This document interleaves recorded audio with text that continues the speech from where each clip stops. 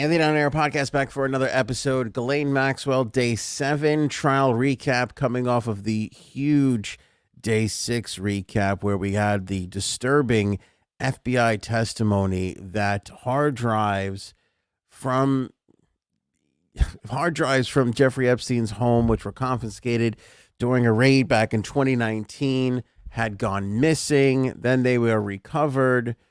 There was other hard drives found, which already had FBI evidence tapes on them. It's an explosive recap, which we did yesterday.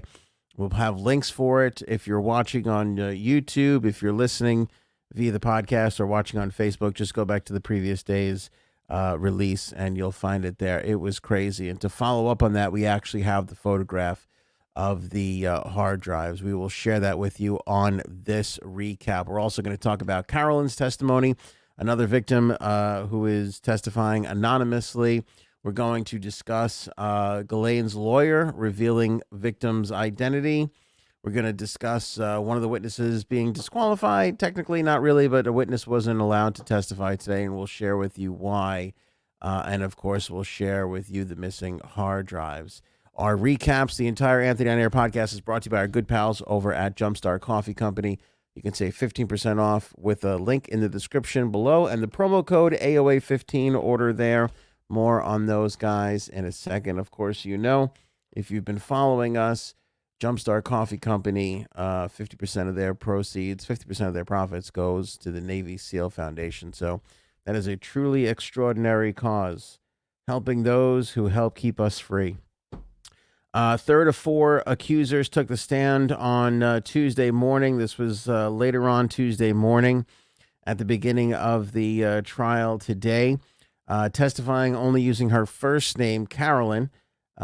She is identified in the indictment as minor victim 4, the subject of the sex trafficking count Miss Maxwell faces. She spoke in a soft, halting voice. Throughout the course of the day, the Judge Allison Nathan, had to ask her several times to speak up throughout the course of her testimony. What's interesting about this is she is testifying using her real name, but only her first name, unlike Kate and Jane, who were going under assumed names. She testified, Carolyn, that is, that she met Epstein through a female friend when she was just 14 years old. That friend, the famous/infamous Virginia Jeffrey Roberts, who we know now is not testifying in this case. A lot of people saying or speculating that because there was a lot of holes in Virginia's story, she wasn't being asked to testify because there was a civil case between Virginia and Ghislaine, that perhaps had something to do with it. But either way, one of the more famous victims of Epstein, who is entering into her own case with Prince Andrew as we speak, a civil case, was the person that introduced Carolyn to Jeffrey Epstein. She asked Virginia Roberts, asked her if she wanted to make money, by giving massages to her friend who had lived on Palm Beach Island. The two girls arrived at Epstein's house when Caroline met him for the first time. Miss Maxwell met them at the door and told them to go upstairs to Mr. Epstein's bathroom. The first time Miss Roberts got fully undressed and Caroline asked to keep her bra on and her underwear as well. Epstein entered the massage room and laid down. 45 minutes later, Epstein turned over.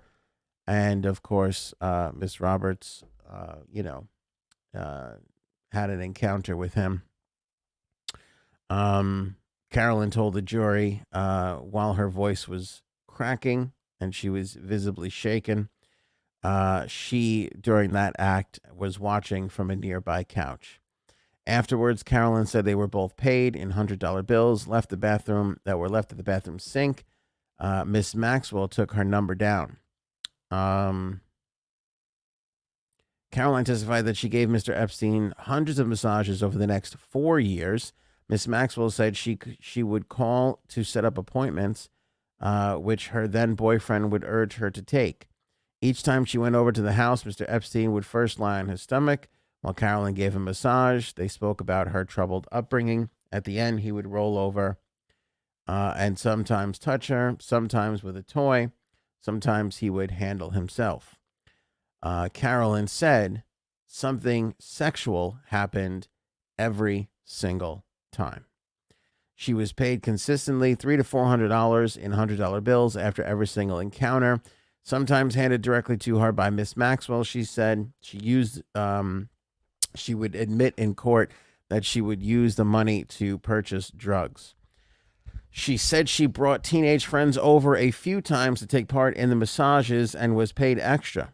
Once, Mr. Epstein pushed a button in the room, and a young woman with an accent came into the room who was naked, and the three of them had an encounter. Carolyn testified that Miss Maxwell saw her naked in the massage room 3 times, including once when she touched her breasts and complimented her body. Carolyn said she sometimes talked to Miss Maxwell about her upbringing, including details how she was abused by her grandfather starting when she was just 4 years old. Epstein, too, would dig into her home life. Maxwell and Epstein knew she was only 14 years old, she said, because at one point they asked her if she would go to Jeffrey Epstein's island down in the Caribbean. She said she didn't have a passport and her mother would not allow her to go. She also testified that Maxwell and Epstein gave her gifts, Victoria's Secret lingerie, concert tickets, and a massage book. Carolyn said that she would always call Ghislaine Maxwell rather than Ghislaine because she could not pronounce her first name. Maureen Comey, who was doing the examination in court, asked why she did that. She said, I couldn't pronounce her name exactly. I couldn't do it correctly. She told Ms. Comey that she regularly takes methadone and other medications to manage her addiction and schizophrenia symptoms. Several years into the abuse, Carolyn got pregnant by her then boyfriend, had a child, she told the jury. Afterwards, she went back to Epstein's house a few times because she needed the money. He asked me if I had any younger friends, she testified, and that's when she realized she was too old. At that moment, she was 18 years old. So, of course, disturbing encounters, nothing surprising there from this alleged victim, as we are required to say. But 14 to 18, this poor young woman had surely a tough life, starting within her own family when she was just 4. Absolutely tragic. But again, as we've spoken about, and it's funny, as we've been doing, we've been talking about this case for well over a year on the podcast. And we're covering every single day here. So, of course, if you're interested in finding out about what's happening in the Ghislaine Maxwell trial, make sure you're subscribed to the podcast, whether you're on YouTube or Facebook, Spotify, Stitcher, Apple Podcast, Google Podcast, wherever you're listening from. Make sure you're subscribed because we're going to have everything for you every day of the trial. But what I've been talking about, there's a pattern. There's a pattern to predatorial behavior. There's a systematic breaking down of a person, and it's almost like a sixth sense. Sort of the way a cop or a detective is good at, being a detective. The way that a carpenter is talented and skilled in making furniture. These people, predators, know how to sniff out and find those who are, susceptible to this sort of predatorial behavior. And anybody who will tell you who is a victim, you're a victim once, and it's easy to become a victim once again. And that's clearly what they did here in the case of this young lady, Carolyn. Now, what I do find disturbing on top of her entire testimony here is that on top of the fact that she had to be in court in front of people recounting all these awful encounters, the lawyer for Ghislaine Maxwell went and outed her by saying her first and last name in court. This is Jeffrey Pagliuca, Pagliuca.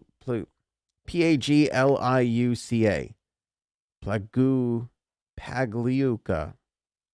I don't even give a shit that I'm mispronouncing. Usually I apologize for mispronouncing names, but fuck this guy.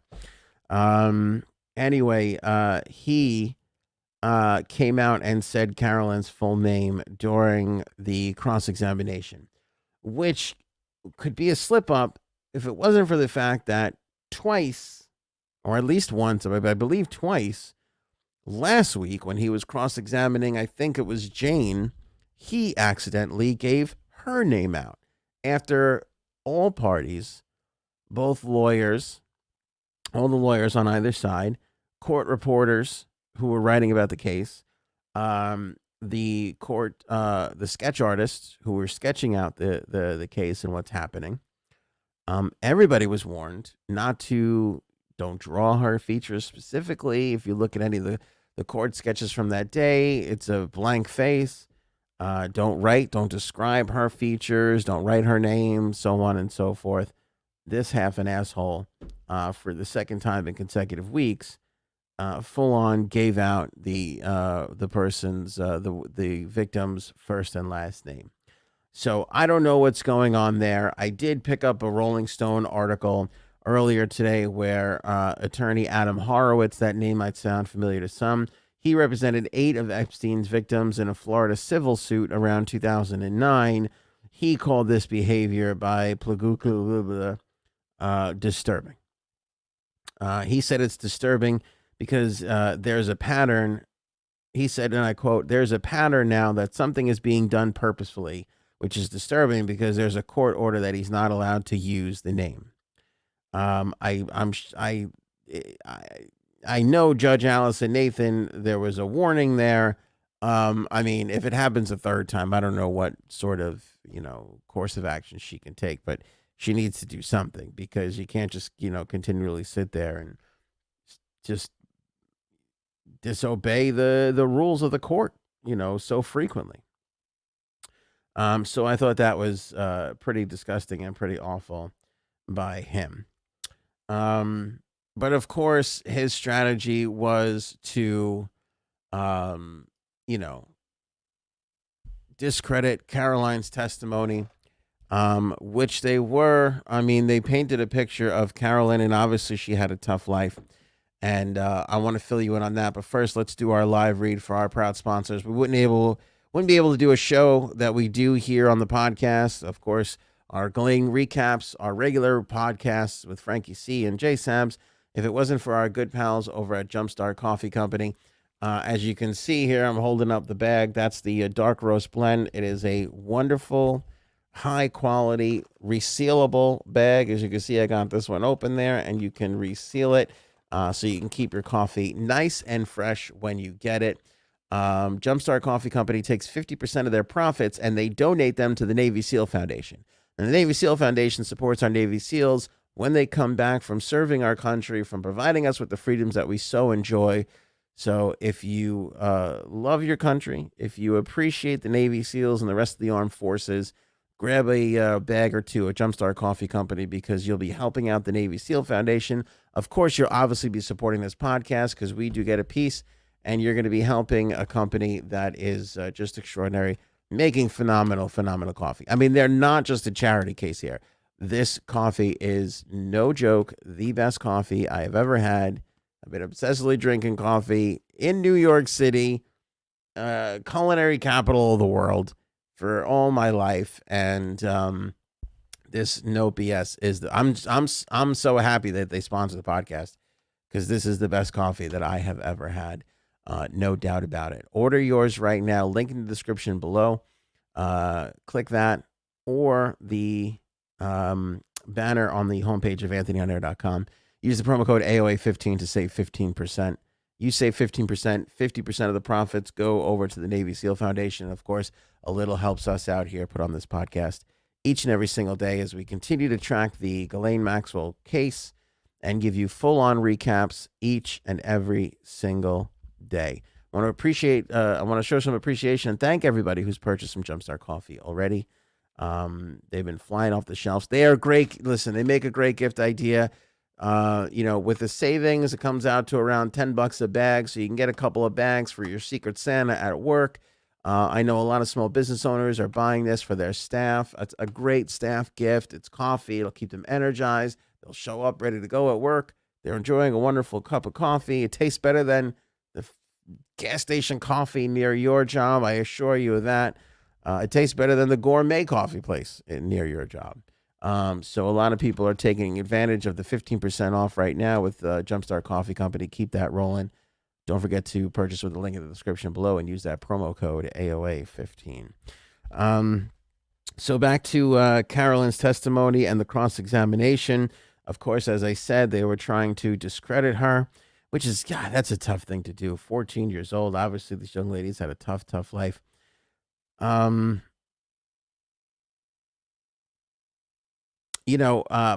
called her multiple times to arrange massages over the years. Carolyn said that during each of those encounters, he had touched her, touched himself.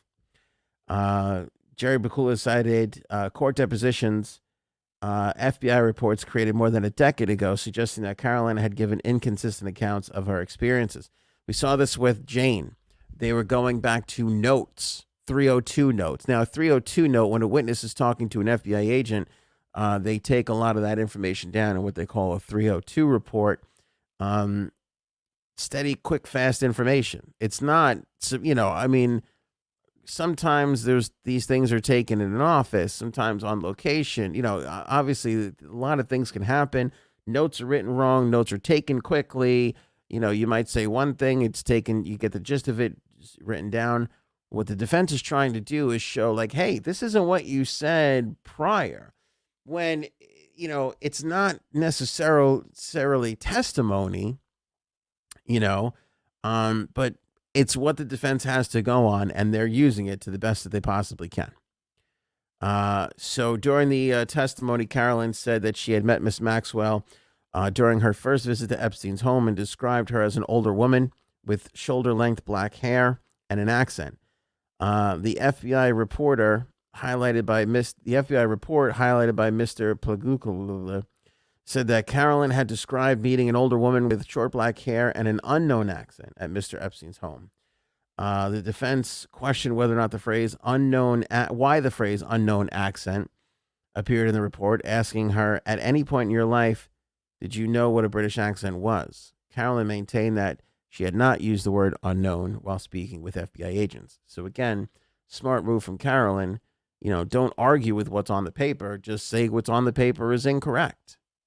It's not like it was testimony given in a court where there is, a stenographer there writing it all down. But the defense is trying to position it and treat it like it is and act like it's a hole in their story. Hopefully the jury's not falling for that. Isn't it true, he asked, you got Epstein's number from the phone book? At another point, he asked about how massage sessions had been arranged. During the testimony, Carolyn said Miss Maxwell had often called her to arrange those visits. Paglukia suggested that Carolyn looked up Mr. Epstein's number and had placed calls to his residence. The telephone book you're talking about, Carolyn testified, was my personal book. Mr. Paglukia also asked about a document summarizing an interview in which Carolyn was asked whether she had ever had intercourse with Jeffrey Epstein and had replied no. Before he could finish asking his question, Carolyn interrupted him and said, and I quote, I replied no because I was not a willing participant. He had intercourse with me. I stopped it. During her direct testimony, Carolyn said she lived in fear for children being kidnapped and trafficked. The defense asked whether or not her fear of losing her child stemmed from the fact that she had previously lost custody of them because she had abused substances. Carolyn denied this was true. The defense told the judge he had no further questions. Prosecutors then asked her a few more questions in rebuttal. She began crying on the stand, saying that she was only a young teenager when she met Mr. Epstein, and she had appeared to testify because that's because what Maxwell had done was wrong. So it was a tough scene, especially towards the end there. And much like when we talked about with Kate's testimony, not Jane, Kate the second, you're dealing with a person who has a substance abuse issue. It's not a proud thing for anybody to be going through, and any person going through that, their character is going to be called into question. Certainly, as we go through time and we learn more about drug and alcohol abuse and how it can, how many, even clinical definitions of it are considered to be a disease. People are still, I believe, of the mindset that it is a character flaw. And if you're of the type of person that would abuse drugs or alcohol, then you are of not worthy character, and therefore you're more likely to lie. I know this is the case because that's the defense. That's what the defense is trying. I know this is how a lot of people still think because this is the course of action that they're taking with the hopes of somebody on the jury will buy this. Somebody on the jury will see that these drug addicts were just out for money and they're now out for more money, and they've taken this settlement money from the victims fund previously, and they're abusing drugs and alcohol, and they're probably lying about this. That's the defense's card that they're playing. Again, it's not what I'm saying. Don't at me in the comments. I'm just saying that this is the thought process of a lot of people, and they're hoping that it's the thought process of somebody on the jury as well. We didn't technically have a disqualified witness. So what was going to happen today, along with Carolyn's testimony, was Jane, who was the first witness, kind of the star witness of the prosecution. Her brother was set to testify today. Her brother was going to be called to the stand to basically corroborate a lot of what Jane had said during her testimony. So what had happened was Jane, after her testimony last week, and by the way, you can see our full recap on day 1 and 2 and 3, again, all on our, I'll tell you what, if you're listening or you're watching on Facebook, really the best place to go is our YouTube channel. You can get links from anthonyonair.com because there we're able to put all of our recaps into a playlist. So you'll be able to see all of them together, one right after the other. They'll all be there in one place. I mean, I guess the same is true if you're listening on the podcast as well. You just keep going down our feed. Facebook, it's a little not as organized and neat. But again, if you want to go back to Jane's testimony day, YouTube, we got a playlist for you. You know what? We'll put a link in we'll put a link in the episode's description for that so everybody can see it. But anyway, Jane finishes her testimony. She leaves the court, gets off the witness stand, leaves the court, calls up her brother, complains about how she was treated during cross-examination. Because he was also he was scheduled to testify today. And witnesses in a trial are typically told not to consult one another. Ghislaine's defense suggested that Jane's brother should be barred from taking the stand. Laura Menninger was the one who objected. She said the defense had only just learned of the call from the government. In the call, Jane discussed some of her testimony and used an expletive. I know it's expletive, by the way, but Bono says expletive, and it's been a habit of mine to say it the way Bono says it for years. So again, don't at me in the comments. Expletive is just a fun way to say it. She used an expletive to describe Miss Menninger, who had vigorously cross-examined her. The government had told the defense. She said, "I'm very troubled and disturbed. Testifying in court can be stressful and even wrenching." But Miss Menninger made it clear that what prompted the complaint was Jane's brother, better known as Brian, was also expected to testify as a government witness in the trial. Menninger asked Judge Allison Nathan to forbid the government from calling him as a witness, or at least hold a hearing outside of the jury's presence and question him as to exactly what happened during the call. Judges can direct witnesses not to communicate with other witnesses who have yet to testify in a trial. The goal is to keep future witnesses from learning about what was said earlier and tailoring their testimony to conform with what someone said. It makes sense. I mean, again, fair is fair. I hate to be on Ghislaine Maxwell's team's side at all for anything. But what Jane did was wrong. She shouldn't have done this. I mean, it's understandable. She was upset. I get it. But again, you got to keep your eye on the prize here. You got to keep your eye on the ball. Jane's been through a ton of tough shit. She could have held on one more day. You know what I'm saying? A couple more days.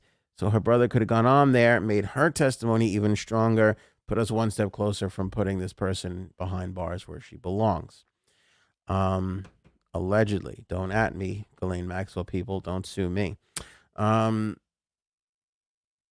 anyway, well, they went back and forth a bunch of times throughout the course of the day. And ultimately, what wound up happening is the prosecution decided, you know what? We're not, again, this was an argument ahead of the time. And Carolyn came on and testified. And then they went through the course of the rest of their day, lunch, cross examination, everything else. Finally, the government came back and they decided not to call Bryant as a witness. But they did add that they did not believe any rule or court order had been violated. It's an interesting move because they said that they weren't going to call him. I wonder if they will try and call him later on. I wonder if they will, attempt to get him back on the stand. They must be thinking, is his testimony really all that worth it? It is just a corroboration of what Jane had said. I'm sure right now they're sitting there talking about whether or not the jury views this as a plus, with the fact that he's only going to help their case, and look at how hard the defense was fighting to have him not be called. So that's an interesting angle for it as well. Finally, let's go back to the missing hard drives. This was the bombshell from yesterday's episode.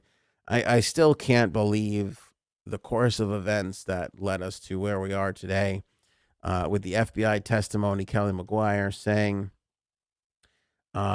basically that they found these hard drives and, they didn't have a warrant to go through the hard drives. So they left to go get a warrant, didn't leave anybody behind to protect that evidence. They came back, evidence was gone. They called the Epstein's lawyer. He then, in minutes, brought the evidence over to the FBI office. I can't believe it. Also found, and this is the shot that I will show you, in there was, under the bookshelf on the first floor office, was a bunch of hard drives with evidence tape already on them. As you can see from the shot right there, there's that yellow evidence tape. There's photocopies of the hard drives that are inside those boxes.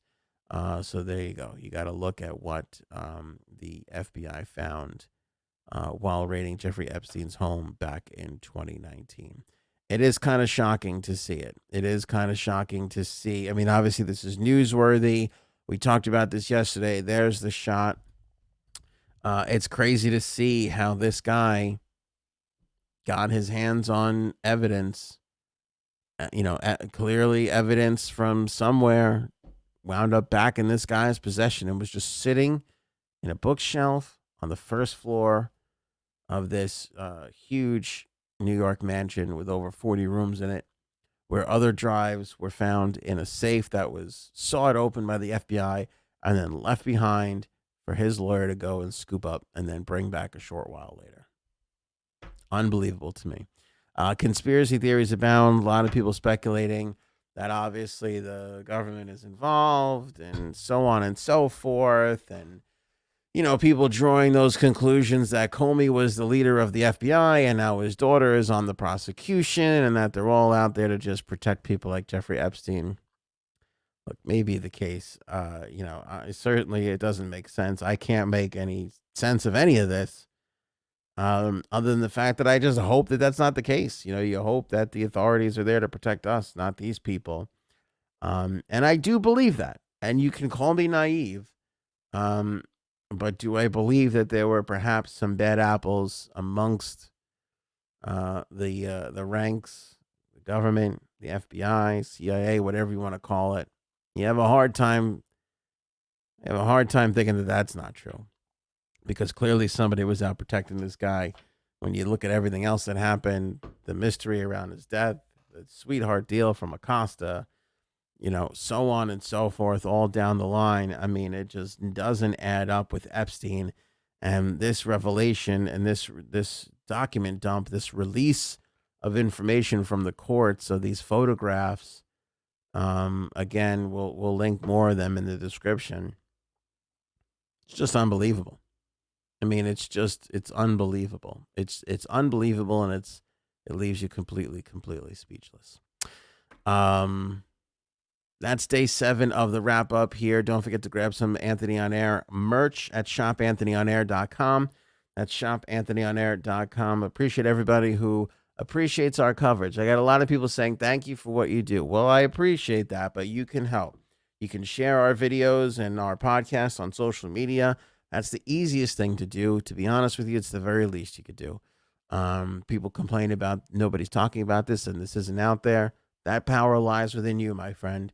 You're the one who can hit the share button, whether you're watching on YouTube or Facebook, whether you're listening on Apple Podcast or Spotify. There's an opportunity to hit a share button wherever you're consuming our content from and share it amongst your friends. If you'd like to go a step further and grab some merch to help us continue to put on these podcasts, that's certainly appreciated. ShopAnthonyOnAir.com will be the place for that. Link in the description. And of course, if you want to support our pals at Jumpstart Coffee Company and the Navy SEALs of this great country, grab some Jumpstart Coffee Company. Again, link in the description of this episode, or click the banner on the homepage of AnthonyOnAir.com. Great coffee, great cause. 50% of the profits goes to the Navy SEAL Foundation. You save 15% with our promo code AOA15. And of course, it helps us produce these podcasts each and every single day. Day 8 and a full episode. We'll be talking about Ghislaine up at the top of the podcast. And then we're going to go through the rest of our normally scheduled podcast, the day's news. We'll have some fun. We'll goof around a little bit towards the end, as we always do. That is coming up on the very next episode. Thank you guys so much for watching and or listening. Catch you next time.